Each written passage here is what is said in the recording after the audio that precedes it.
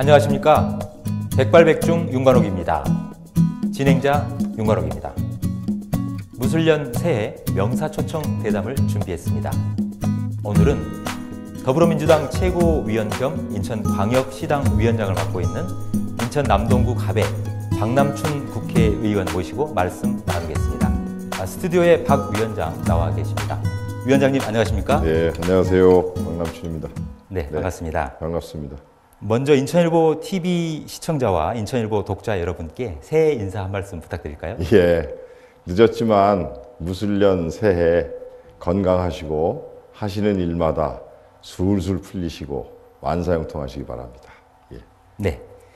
지난 1년 반 동안 더불어민주당 인천광역시당 위원장을 맡아오셨는데요. 예. 그동안의 소회가 좀 많이 있으실 것 같아요. 예. 1년 반 동안 시당 위원장을 맡아서 활약하시면서 뭔가 느꼈던 소회 한 말씀 부탁드리겠습니다. 예. 참, 1년 반 동안 이제 시당위원장 맡으면서 참 많은 일이 있었습니다. 우리 시민 여러분들께서 촛불로 혁명을 일으켜 주시고 또 국정을 농단한 분들에 대해서 대통령 탄핵이라고 하는 그런 심판까지 내려주시고 또 우리 당이 많이 부족했음에도 불구하고 정권을 저희들에게 맡겨주셨던 그런 시절을 살아왔습니다. 예. 그러면서 우선은 하여튼 책임감도 들지만 그래도 정권을 맡겨주신 데에 대한 기대에 잘 보답해야 되겠다 하는 그런 생각을 하게 됐고 그렇게 살아왔다고 생각합니다. 저 개인적으로는 아무래도 이제 시당위원장도 맡고 그다음에 이게 저희 인천 시당위원장은 또 1년간 최고위원을 하게 돼 있어요. 그래서 중앙당 이제 최고위원 회의가 주 3회 열리는데 거기에 참여도 하고 당 지도부로서 이제 활동도 해야 되고 이제 많은 바쁜 나날을 이제 지내왔습니다. 그런데 우리 시민 여러분과 또 우리 지역 주민 여러분들께서 많이 성원을 해줘서 그래도 대가 없이 지금 잘 하고 있다 이렇게 생각합니다. 예. 네, 정말 말씀해 주셨습니다만 몸이 10개라도 부족할 정도였을 것 같아요. 말씀대로 촛불 시민혁명도 있었고요. 네. 또 대통령 선거도 있었고 또 최고위원까지 직까지 수행을 하시면서 정말 분주한 2017년을 보내셨을 것 같은데요. 무엇보다도 이제 무술년을 맞은 올해는 6.13 전국 지방 동시선거가 치러지지 않습니까? 그렇습니다. 문재인 정부 또 2년 차에 접어들면서 열리는 지방선거이기 때문에 더불어민주당으로서는 굉장히 각별한 의미를 가질 것 같은데요. 어떤 의미를 갖는 선거라고 보십니까? 예, 이 6.13 지방선거는 문재인 정부 집권 2년 차에 아주 치러지는 아주 큰 선거입니다. 그래서 이게 잘 돼야만이 국정 동력을 계속 유지하면서 그동안 적폐청산이라든지 또 혁신이라든지 이러한 일들을 잘 해나갈 수 있다고 그렇게 생각합니다. 네, 그렇기 때문에 굉장히 잘 치러야죠. 네. 그래서 현재까지는 다들 그렇게 말씀들을 하세요. 대통령도 지지율도 높고 당 지지율도 높고 잘 되는 거 아니야 이렇게 말씀들을 하시거든요. 근데 저는 그렇기 때문에 더 저희가 잘해야 된다. 여기에서 오만한 모습을 보인다든지 또는 국민들의 생각과 동떨어진 길로 간다든지 하는 것은 굉장히 그거는 경계해야 되는 일이라고 생각합니다. 조금 더 구체적으로요. 이 6.13 지방선거를 앞두고 그렇다면 우리 인천시당에서는 과연 어떤 목표와 전략을 수립해서 이제 나가실 것인지도 궁금하거든요. 네. 그렇기 때문에 저는 그렇게 생각해요. 결국은 이 보여주기식의 이제 무슨 사업을 하겠다, 내가 이런 치적을 남기겠다 이거보다는 우리 문재인 정부가 추구하는 많은 좋은 정책들이 있거든요. 그러니까 우리 지방에도 혹시 해묵은 또 적폐나 이런 것들이 있는지 없는지 또 잘 검토도 해야 되고 또 그다음에 문재인 대통령 신년 기자회견에서 밝혔듯이 결국은 시민들의 삶을 어떻게 하면 좋게 해줄 거냐, 삶의 질을 개선해 주기 위한 그러한 정책들의 개발이 필요한 겁니다. 많은 지방 정치의 뜻을 갖춘 분들이 더불어민주당으로 모여들고 있는 것으로 알고 있는데 그러면 경합이 있을 텐데요. 네. 당내의 그런 경선, 룰 이런 부분들은 언제쯤 확정이 될 것 같습니까? 그거는 지금 이제 벌써 이제 공직 후보자 이제 검증을 하기 위한 위원회도 이제 금방 2월 초에 만들 거예요. 그래서 기본적으로 이제 우리 당의 방침은 청와대에서 이제 인사하는 그 기준까지 이렇게 높여서 후보자들 아마 1차 검증을 할 것 같아요. 그 민선 6기 인천시장 시정 네. 민선 6기 인천시가 출범한 지 이제 벌써 4년째인데요. 네. 3년 6개월이 흘렀습니다. 네. 물론 누구나 그 공과 과가 있겠죠. 예. 잘한 점도 있겠고 잘못한 점도 네. 있겠는데요. 네. 네. 여기에 대해서 인천 시민들의 시각들도 다양한 것 같습니다. 네, 그렇습니다. 물론 지금 현재 인천시정은 자유한국당 소속인 유종복 시장이 이끌고 있는데요. 예. 지금까지 약 3년 반 동안 그 끌어온 유종복 시장의 인천시정 위원장님께서는 객관적으로 어떻게 평가하십니까? 예. 상대당 그 시당 위원장한테 평가하라 그러면 좋은 소리 이게 하면이 너무 공자님 같을 거고요, 그죠? 네, 솔직하게 그러나 말씀하시죠. 네. 이제 저는 객관적 지표만 가지고 얘기를 하더라도 임기 내내 생활 만족도가 전국에서 최하위였어요.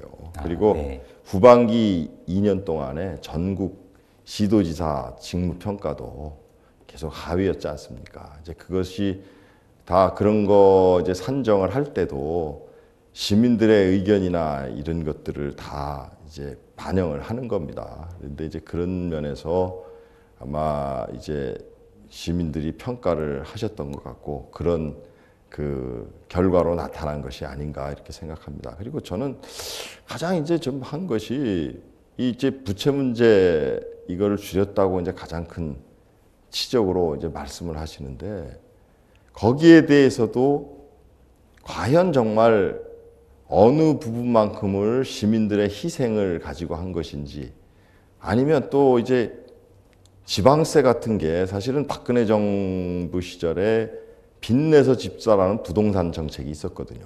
네. 거기에 힘입어서 제가 이렇게 시의 자료를 떠들떠 보면 이례적으로 3조 5천억이라고 하는 지방세가 민선 5기에 비해서 6기 정부에 3조 5천억이 더 거쳤다는 거죠. 아, 세입이 그만큼 늘어난 거예요. 그러면 그러니까, 과거 네. 지금 현재 송영길 네. 의원입니다만 네. 시장이 있을 때하고 유종복 네. 시장이 취임했을 네. 때하고 세입원이 훨씬 늘었다. 늘었어요. 이 그러니까 말씀이시죠? 예를 들면 민선 5기 때 4년 동안 걷었을 지방세가 민선 6기는 3년에 그 액수보다 1,700억이 더 거쳤어요. 그러니까 1년이 더 거치면 얼마인지 이걸 추정을 해보면 한 3조 5천억이 될 거다라고 이렇게 보는 거예요.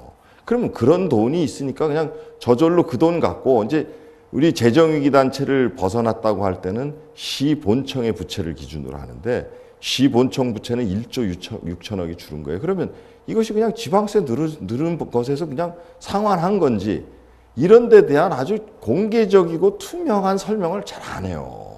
아, 인천시에서 안 한다는 시에서 거죠. 그렇죠. 그런데 상대적으로 인천시에서는 네. 재임 기간 동안 유종복 시장의 재임 기간 동안에 무려 3조 7천억 원 이상의 글쎄요. 채무를 갚았다. 네.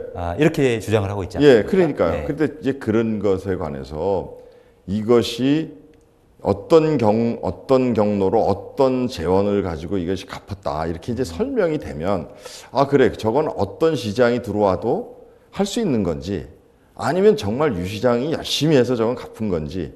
그런데 이제 또 제가 관심을 갖는 건 그러면 다음 연도에는 그럼 어떻게 되는 건가? 이게 지속 가능할 것인가? 네. 부채를 계속 그럼 이렇게 이런 추세대로 갚아 나갈 수 있는 것인가? 이런 데 대한 관심을 갖게 되는 거 아니겠어요? 그러니까 그런 것에 대해서 좀 공개적이고 투명한 자료 공개 이런 것들이 좀 필요해요. 근데 원본 공개율에서도 인천시가 항상 꼴찌예요, 전국에서. 네. 이제 좀 이런 그 좀 바램을 좀 가져보고 그래요. 그래서 조금은 투명하고 공개적인 행정 이런 것도 좀 제가 좀 미흡하지 않았나. 네, 이렇게 생각합니다. 그리고 제가 갖고 있는 자료로 보면 시민들의 삶의 질은 굉장히 나빠졌어요. 그러니까 빚내서 집사라는 그 영향인지는 몰라도 한 가구당 가계소득은 700만 원이 늘었는데 한 가구당 부채는 1,000만 원이 늘은 거예요. 그러면 가처분 소득이 가구당 300만 원이 준 거란 말이죠. 그럼 이거는 삶의 질이 나빠진 거라고 보는 거죠.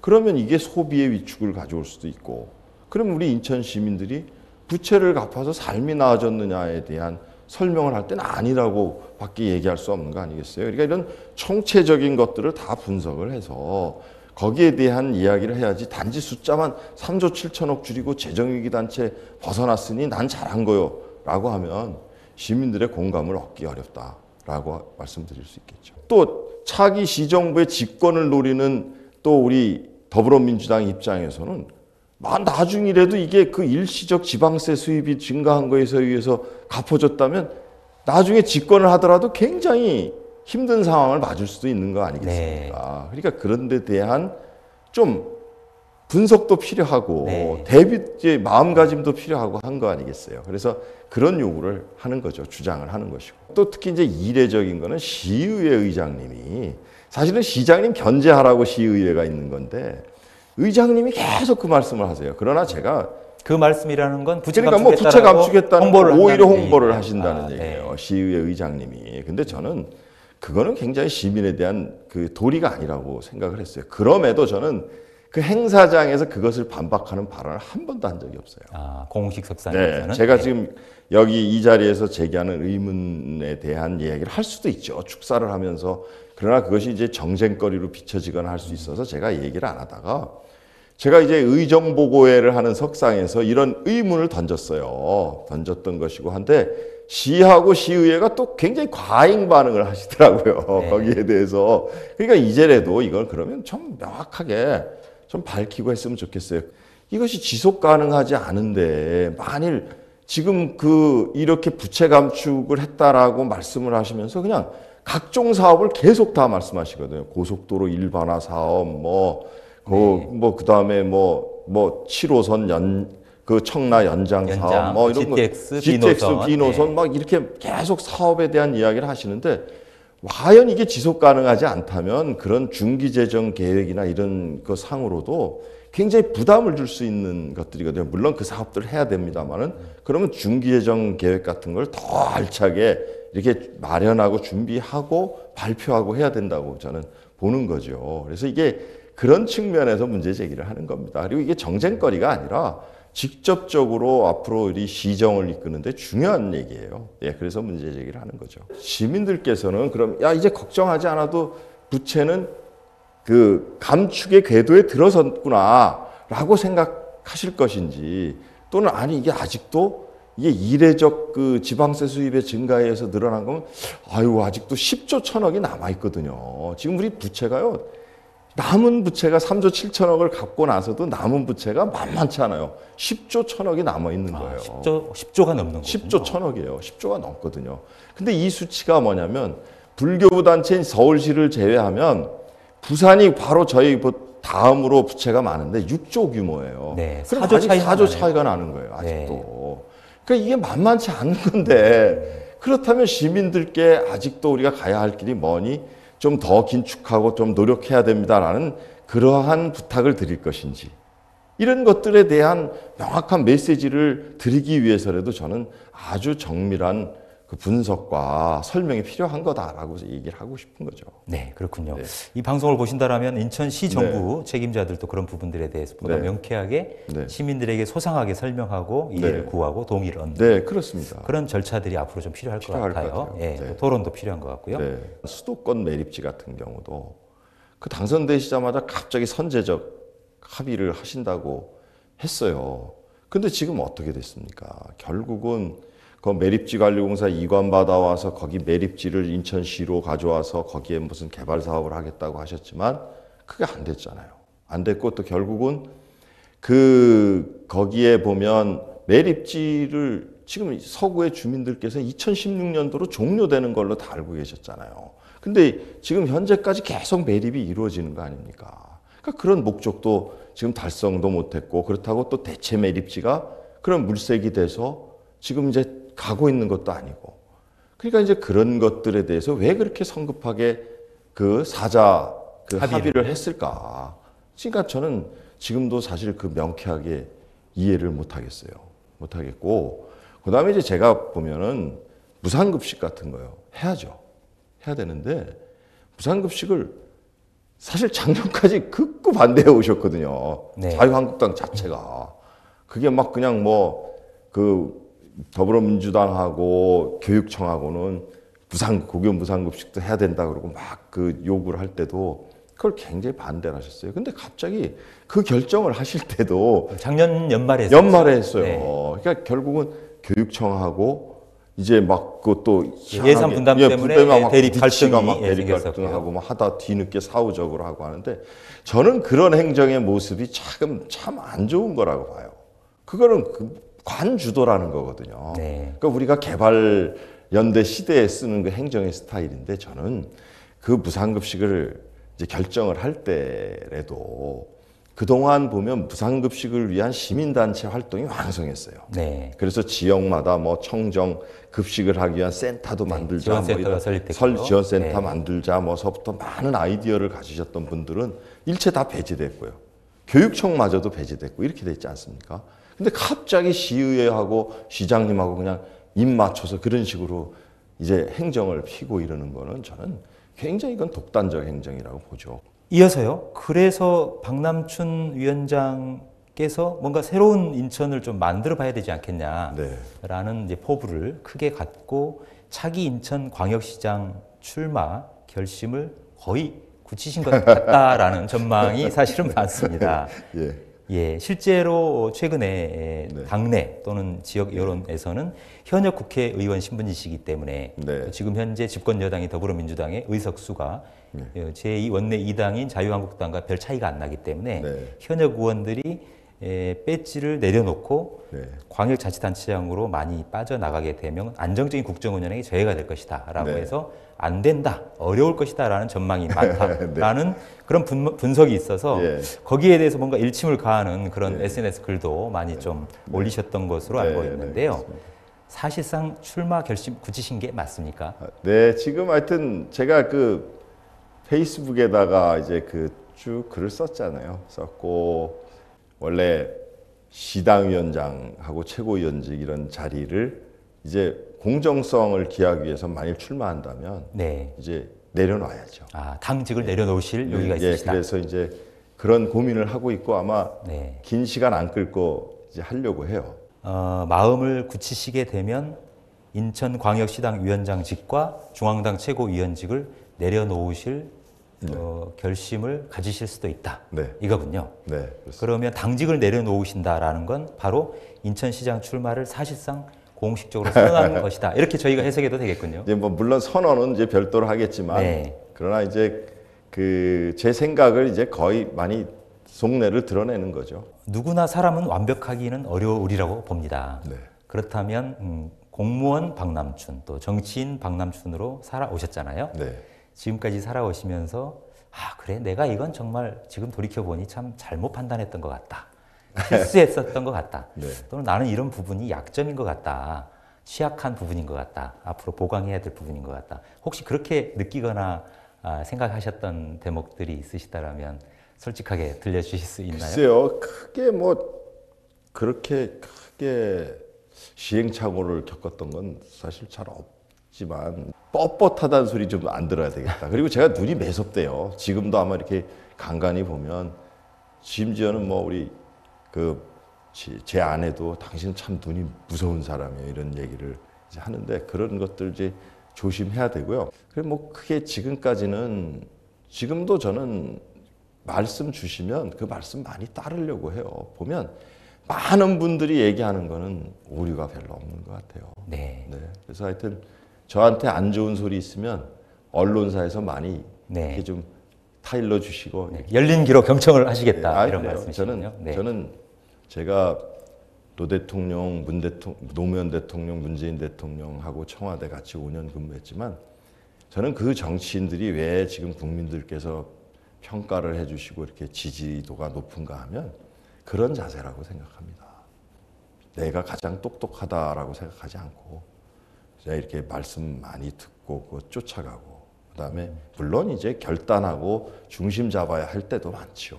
그러나 그거와 그 많은 이야기를 듣는 자세를 갖는 거 이거는 뭐 별개의 문제니까 가급적 협치가 저는 그거라고 생각해요. 그 협치의 가장 좋은 사례라고 생각하니까 열심히 그렇게 노력해 볼까 합니다. 네, 열린 자세. 네, 잘 알겠습니다. 지금 인천일보 TV를 보고 계실 300만 인천광역 시민들에게 네. 당부 말씀 있으실 것 같은데요. 네. 네, 한 말씀 해주시죠. 네. 하여튼 그 추운 겨울날 이제 촛불 들어주시고 이제 이 또 저희에게 집권을 시켜주셨어요. 그래서 이제 중앙정부는 지금 적폐청산도 열심히 하고 또 소득주도 성장해서 어떻게든지 이 소득 불균형 문제나 이런 거를 해소하기 위한 노력도 하고 또 공정경쟁 하도급 문제나 이런 것들 잘 해결하려고 노력도 하고 있어요.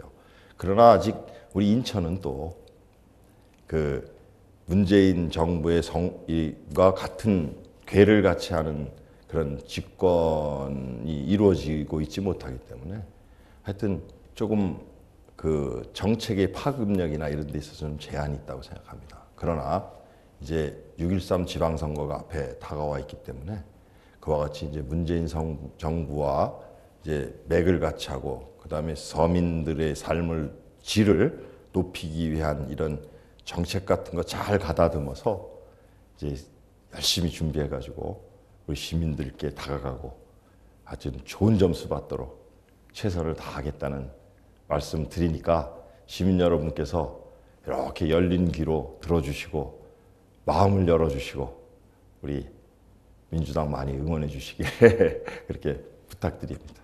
네, 감사합니다. 네, 국가 발전과 지역 발전에 더 기여하고 솔선하고 또 이끌어가는 네. 그런 더불어민주당을 만들어 주시길 또 그런 정치를 해주시길 시민의 한 사람으로서 간절히 바라겠습니다. 네. 오늘 어려운 발걸음 해주셔서 진심으로 감사드립니다. 아닙니다. 네. 예, 감사합니다.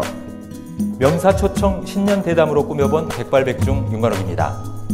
지금까지 더불어민주당 최고위원 겸 인천광역시당 위원장을 맡고 있는 인천 남동구 갑의 박남춘 국회의원이었습니다.